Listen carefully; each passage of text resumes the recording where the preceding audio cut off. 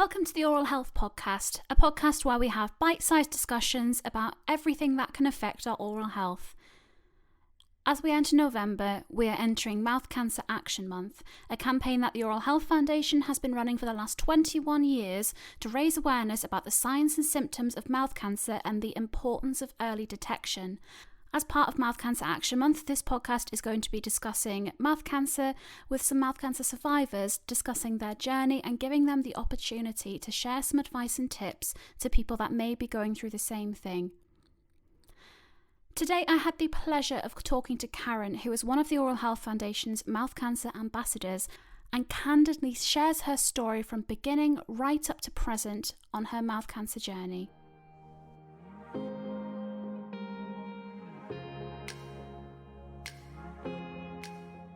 Hello, Karen. Very, very big thank you for joining me today. Do you just want to give a little introduction about yourself before we start? Okay. Hello, I'm Karen. My full name is Karen Leisching-Shroder. I work full-time as a nursery assistant in a local school. I've been there for about 8 years now, but I've always worked with young children. I took a break when I had my own children for a few years. I'm a runner, and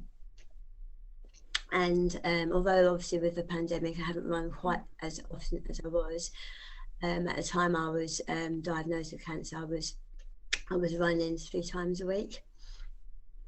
And what was it like back before you had your diagnosis? What were the initial things that you picked up on when you realised something wasn't quite right with your mouth? I had an ulcer that came up on the side of my tongue in August 2015. Previous to that, I'd had the same ulcer in the same place about 18 months prior, and had been seen by a consultant at my local hospital, but it wasn't very sympathetic to removing my the lump under general anaesthetic, but he asked me not to return and waste his time if it came back again.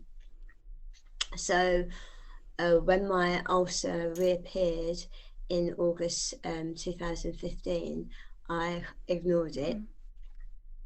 It was obviously ulcers are quite painful anyway, and it was painful, but I didn't mention it to anybody. I just thought, I'm sure it would disappear. By the October, I was obviously back at work after having the summer off. So September, October was very painful in my mouth, and I was noticing my speech was starting to change, and also I couldn't manage an awful lot of food. I was in a very soft diet of soups and yogurts, and I think one day I was really struggling with the pain and with talking. So I phoned and made an appointment to see the nurse at my GP surgery. And it was a nurse I've known for years. And she looked inside my mouth and said, "That's not an ulcer, you've actually got a hole in your tongue." So that came as a bit of a shock, but I didn't suspect anything too tragic, because I've never smoked. I didn't drink much. I was a runner. I was really quite healthy, and I never even kind of considered anything too sinister. So a referral was made through my doctor to the hospital, and that was the end of it. I then came home and told my husband that I'd had an ulcer, but I had ignored it. I had obviously been putting Bonjela and things like that on, but nothing was really helping. And I'd been seeing a nurse, and she'd explained it was now whole. He tried to look at my mouth, but obviously movement with my tongue was really, really hard. So we knew that the ball was rolling with the appointment, or so we thought. I hadn't heard anything in November. And then at the beginning of December, my husband said, right, let's go and see the dentist and see if he can file the teeth down in that area and see if that will help. So I went to see the dentist at the beginning of December, and he refused to file my teeth down and noticed the difference in my speech. And he asked me why I was talking the way I was, and I said, I'm in an awful lot of pain. So he had a look in my mouth and said, oh, wow, okay. Has a referral been made for you? So I said, yeah. So he said, okay, don't go home and Google anything. If you haven't heard anything by Christmas, phone the hospital and make a nuisance of yourself. You need to be seen. So I was very calm. I thought that'd be okay. Christmas came in the new year. Before going back to school, I started making phone calls to the hospital. It took me several days to get through because obviously it's a busy time. And I finally did get through and found out that the referral hadn't been made. There was no appointment for me. Well, by this point, I was really distressed because the pain was, I've been in pain for so long now. I couldn't eat properly, I was losing weight, and I was starting to panic. So this very nice lady who wasn't supposed to make the appointment booked me a cancellation for February. So the beginning of February,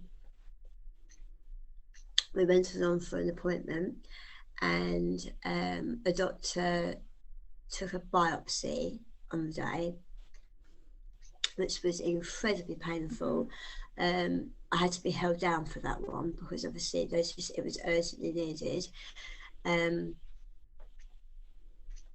then I was called in about a week later to see a specialist, but I didn't know it was a specialist at the time. We had to wait probably about an hour and a half in the waiting room.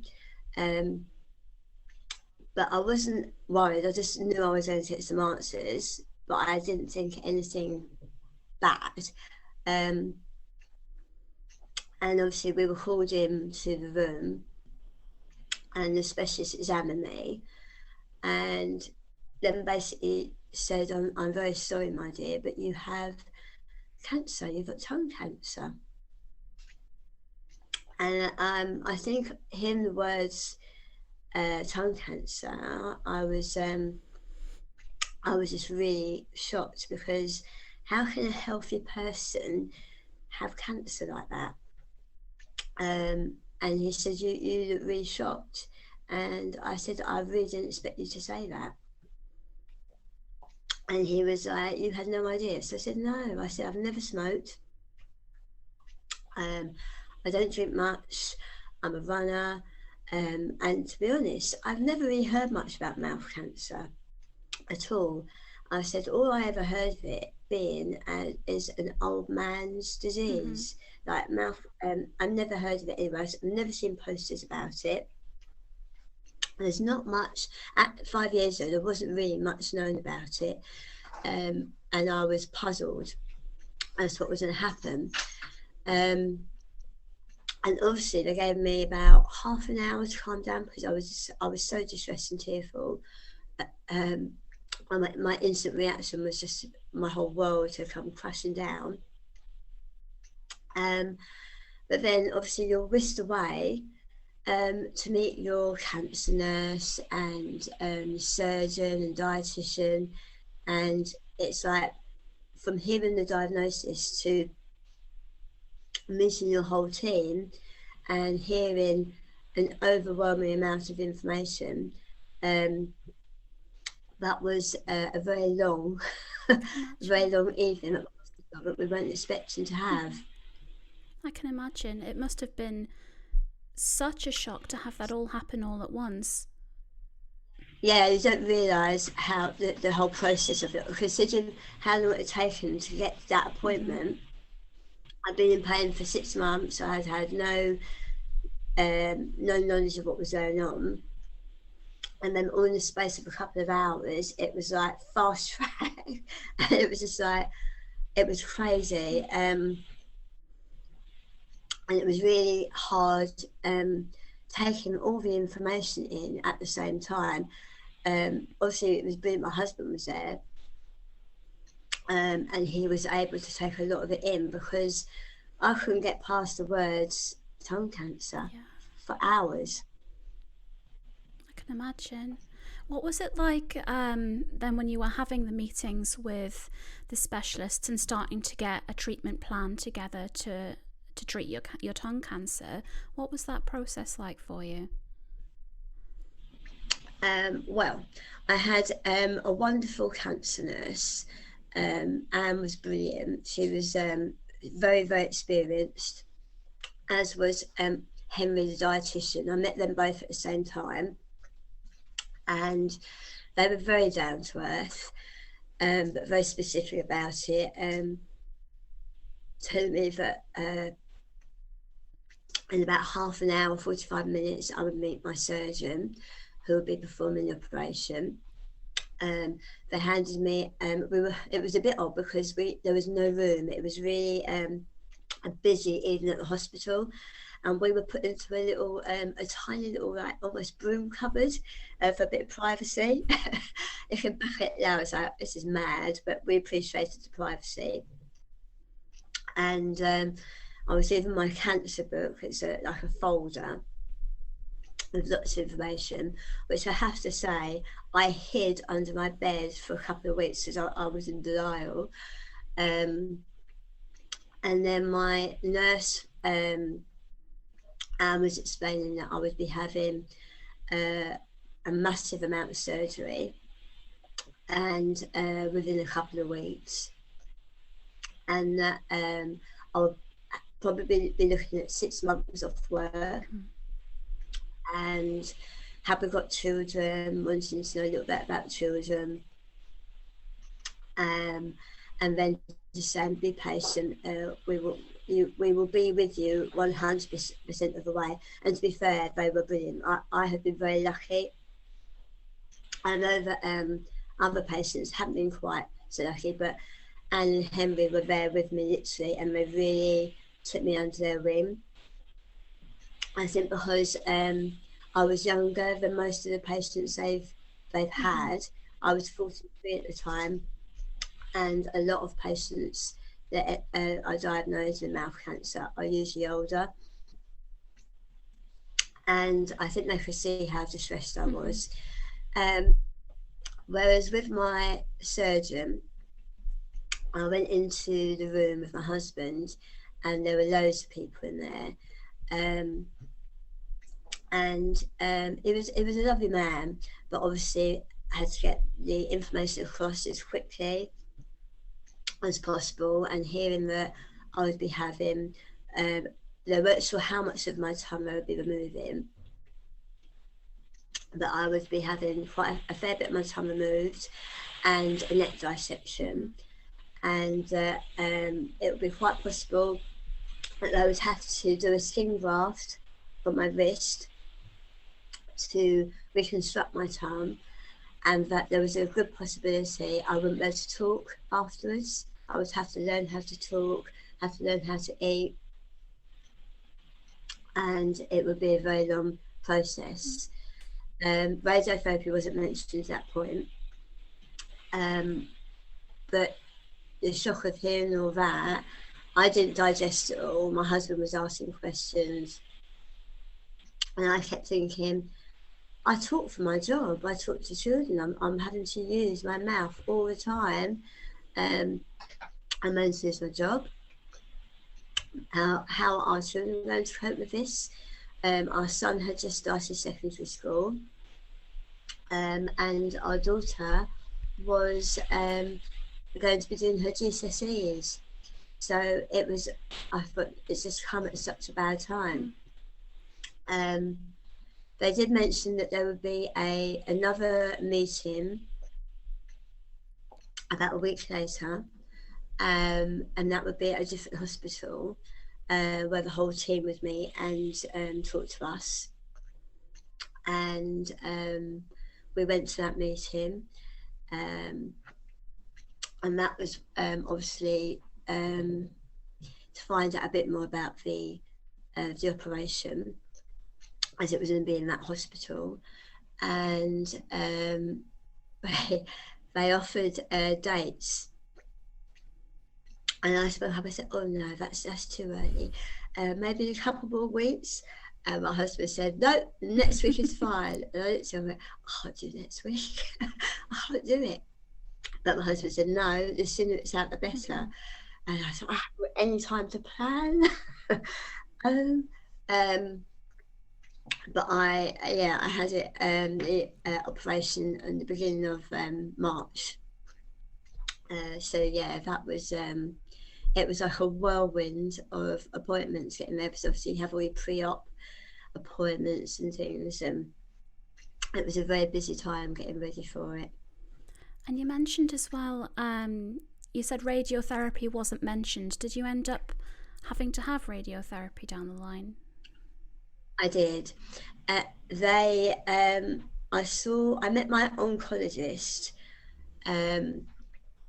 after the operation, and they decided to play it safe. I think because of my age and everything, they wanted to make sure that there wouldn't be a reoccurrence of the cancer, and they wanted to make sure, obviously, that it wasn't spreading. So they decided 6 weeks of radiotherapy would be beneficial. But before I met them, I had a phone call from my cancer nurse. I think after how I handled my initial diagnosis, she was being very protective. So she phoned me after a team meeting and prepared me that I would be having an appointment with an oncologist, and I'll be having radiotherapy. So yeah, I obviously then had to go for a mask fitting, and then organise having a peg fitted into my stomach. Help with nutrition during radiotherapy time. How did you find the treatment? Hard. I found it very hard. I was very scared leading up to it, because you're not given much information, which I understand why, because not everyone can handle lots of information. But a friend of ours who's a runner organised for a friend of his to come round and see us, who had mouth cancer a few years back and had radiotherapy. So he came round and had a little chat with me, and that reassured me a little bit. I think because I'd had surgery beforehand, obviously where they'd just taken the side of the tongue away, but hadn't had to rebuild it, which was good, brilliant news. But obviously I've got a very peculiar looking tongue. It's like, I've always called it my Loch Ness monster, because it curls around behind the front of my teeth and down below. So it just curls around. It's really weird. And I was told, obviously, that it would be a burning. You would feel burning at some point. And I would say I started to feel the first burn of the radiotherapy after the first week. So I started into the first weekend. You get your weekends off, and on the Saturday, I got up to go to Park Run and do a 5K run with friends, and I thought, oh yeah, I can feel the burning on my tongue. And I did find it hard being clamped into the machine. I also had to have a mouthpiece. They put a mouthpiece in before I had the mask put on. And as time went on through treatment, it became harder to open my mouth wide enough for the mouthpiece. And luckily they were able to file it down a bit, but it took an awful lot every time just to open my mouth wide enough and to pop it in. But also it got to a point it would make me gag every time I had the mouthpiece put in. And I found it hard being clamped in and trapped, having something stuck in your mouth, a mask on, and being sort of you feel trapped in the machine at times, even though it's only a short time. They got used to me wanting to jog in the machine. It was helpful. They would give me stress balls to use before putting the mouthpiece in, and I would start distracting myself with those, and then the mask would go on, and then they were quite used to me then jogging with the bottom half of my body in the machine to music. I think that's what kind of got me through doing that. And the team are brilliant in the radiotherapy unit. When it gets harder and harder to talk, and you obviously have to give your name, date of birth, but they can tell. They can tell when you're having a really bad time, and they will say, "Right, are you having Leisching-Shroder? And the date of birth is this." So I just put my thumbs up. And they were lovely. And any time that you do struggle, I just look. One time in particular, I was struggling big time, and I was feeling really sick. And I literally just threw the stress balls away, and they were in the room within seconds, unclamping me. But we could calm down. I had an hour's break before going back into the machine. So yeah, they were all really helpful. The team do help as much as possible by giving you relaxants before going into the machine. I would say probably by halfway, I had to be put on morphine because of the pain. And although I hadn't really wanted to use my peg, I found I used it a lot for medication, and also for top-up protein drinks to keep my weight up, because I ran all the way through. I had to have something something positive to come out of it. So I love my running. I ran every week. I was still running 3 times a week, normally about 3 miles with friends. So that really helped. So I was on the morphine, and I had to be put on steroids. I say for the last 2 weeks. It's a long time, 6 weeks, to be backwards and forwards to hospital and having that sort of treatment. I can imagine. But you do get there. Yeah. You know, how long, if you don't mind me asking, how long has it been since you ended your treatment? 5 years. Wow. Yeah. It was 5 years in May that 31st of May 2016. So it's 5 years since that all finished. And how are you doing now? Well, I would say the last 5 years haven't been easy. I think some patients are able to get through to get to a 6-month check, routine checks quite easily, but not always. I have been seen every 4 months all the way through, because unfortunately with radiotherapy, you are left with long-term effects, and I was having trouble with recurring oral thrush. Never had that before radiotherapy, but I was prone to it after. If I get run down, and I'm not eating properly, I end up with oral thrush, and that paralyses the tongue, and that makes my speech really slurred and difficult to understand. And because I was having problems with thrush, they, about 6 months after my treatment, or maybe 4 months actually, they noticed I was in an awful lot of pain. I had another ulcer under my tongue, but I also had, what they didn't know at the time, was a really aggressive case of oral thrush that they couldn't work it out to begin with. And I ended up having another big portion of my tongue removed underneath my tongue. And I was back on morphine for 4 months. And I nearly lost my job at that point. And that I didn't know at the time, but removing another portion of the tongue underneath affected swallowing. So then I was experiencing problems with swallowing, and I lost an awful lot of confidence with everything. And I started going to a support group run by my cancer nurse, and I met a speech therapist there.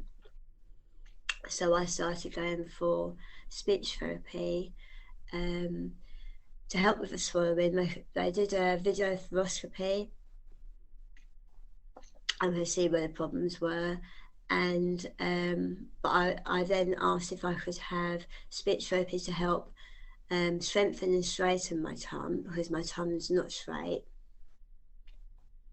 It never will be. But it also kind of, as the surgeon said, it's almost wooden with how it behaves.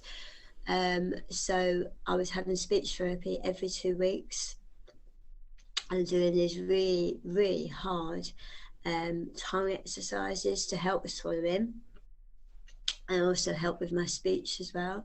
I've had to work really, really hard with that.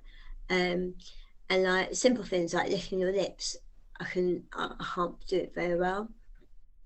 And just setting the tongue to be able to move in certain ways that is almost alien to it now, or then. And if I stop doing the exercises, there is a difference. But I don't do them religiously as much as I did to begin with.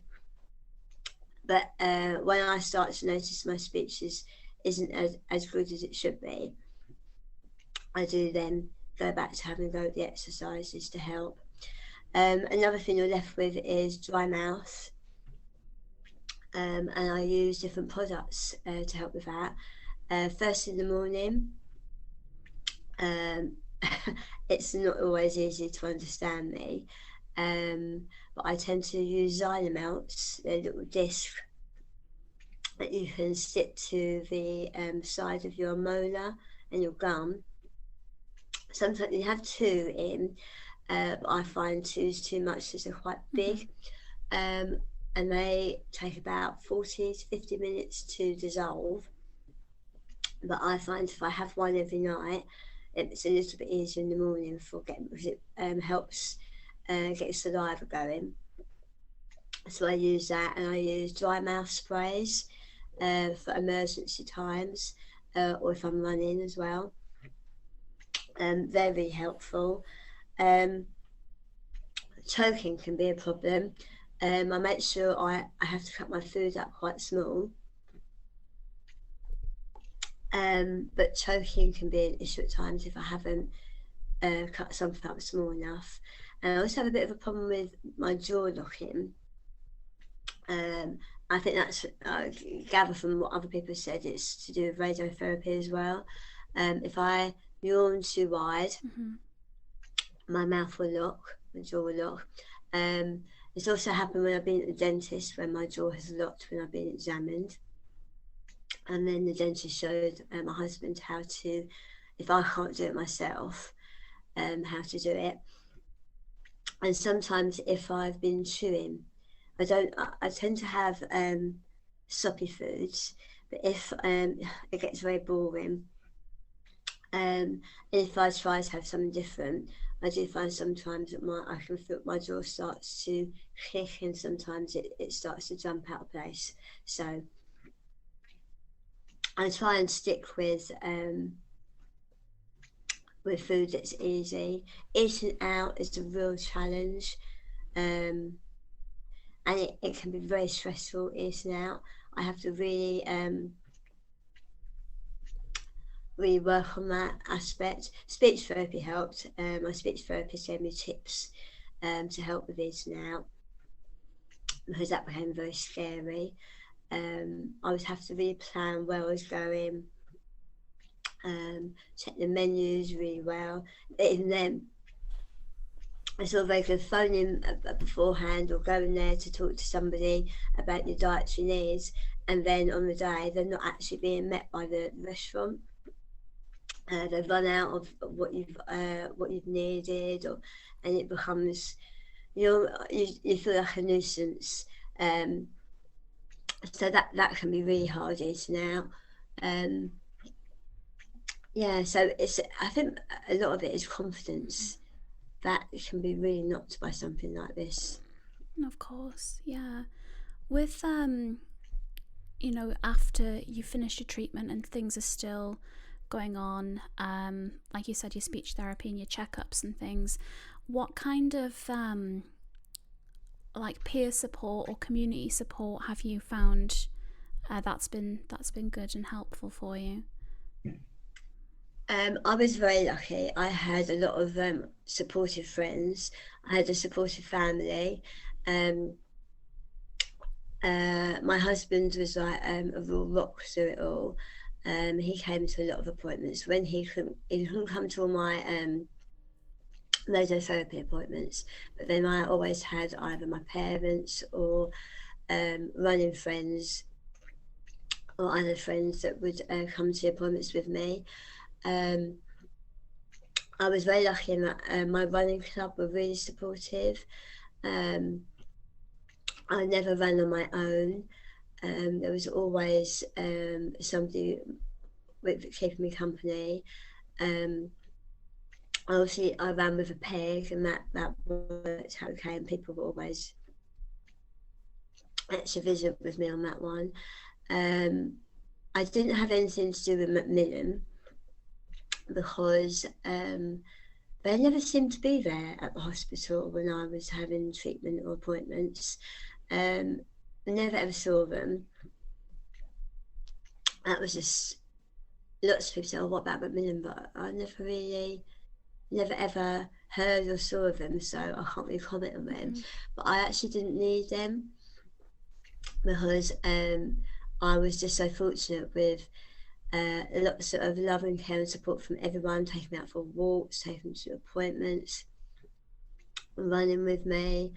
I was very, very lucky because the people that have been diagnosed during the pandemic, my heart goes out for them because they've had so little support.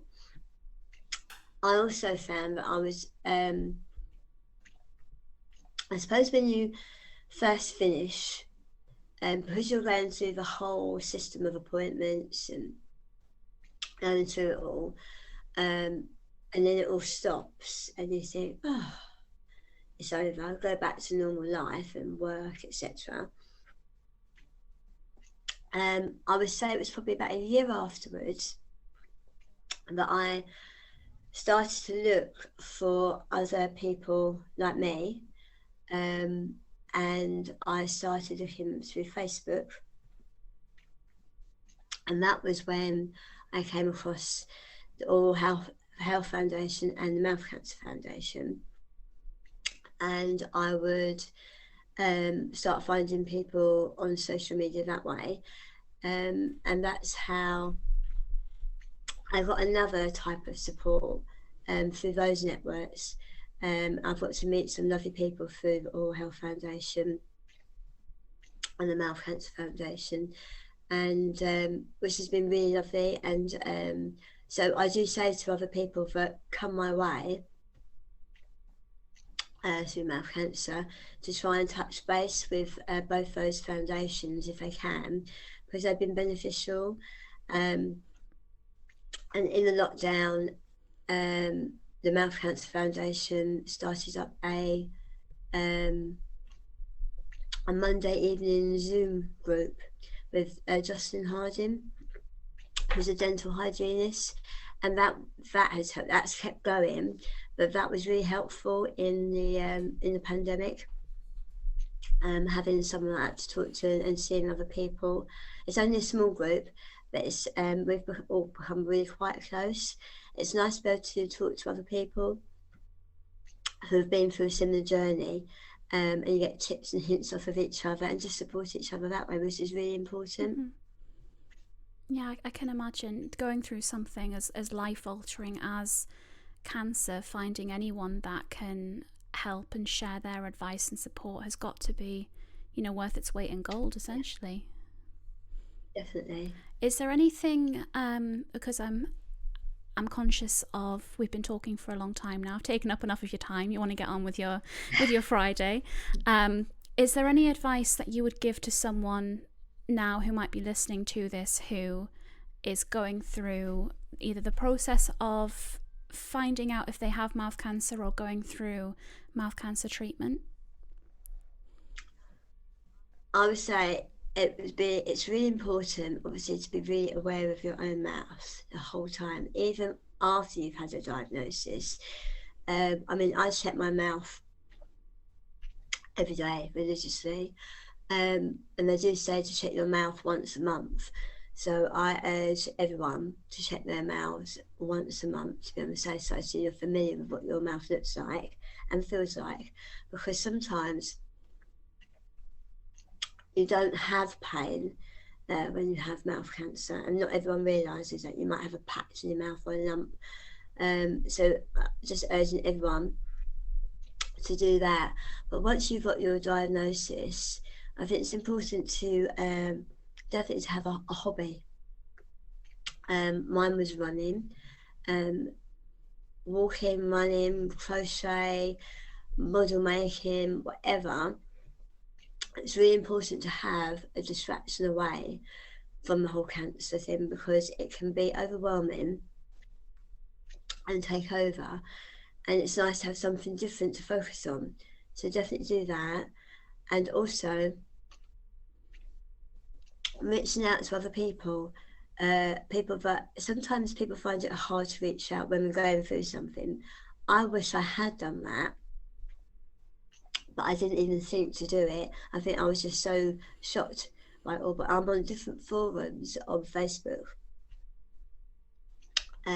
for mouth cancer and tongue cancer and head and neck cancer, and they're actually really, really helpful. So I would say if you can get onto social media and look out these forums, they're actually really helpful. And the amount of people that I see on there saying, if it wasn't for this group, especially during the pandemic, if it wasn't for this group, I don't know what I would have done. It's nice to talk to people that can give us a bit of help. And they're from all over the world. And everyone has a different experience. And people are then able to message each other. And it really does help talk to people who have been through it. I would say is try not to isolate yourself, because this sort of cancer can be isolating. It's obviously can be very disfiguring. You've got visual scars after your treatment. You may dribble, you may spit out your food. I've done it. I've been there. It's embarrassing. But if you're around people that understand and don't give you funny looks, it really helps. And if you can, meet up with the people that do understand you, or have been in that position themselves, because it really does help and you don't feel so alone, because it can be quite lonely, and I don't want anyone to feel lonely going through something like this. Well, Karen, thank you so much for being so candid and sharing your experiences. I'm really confident that it's going to help lots of people who might be in the same position. So thank you so much. Thank you. Thank you for your time as well. It's been lovely to meet you.